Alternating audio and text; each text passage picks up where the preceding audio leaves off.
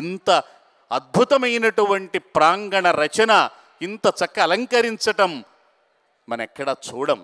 అంతేకాదు దీనిని ఎంతో నియమబద్ధంగా ఇంతమంది వచ్చినా కూడా ఎక్కడా పొరపాటు లేకుండా పరమేశ్వరానుగ్రహంతో నిర్వహించటం కూడా విశేషం.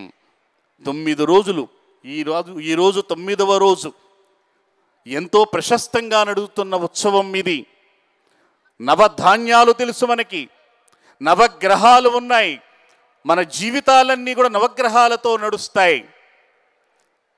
ఆదిత్యాయ చ సోమాయ మంగళాయ బుధాయ చ గురుశుక్ర శనిభ్యశ్చ రాహవే కేతవే నమః గ్రహాయత్త లోకయాత్ర అని మనకి శాస్త్రం చెబుతోంది.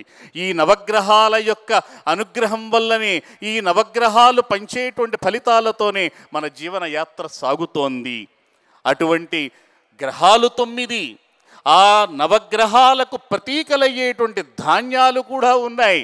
నవధాన్యాలంటాం.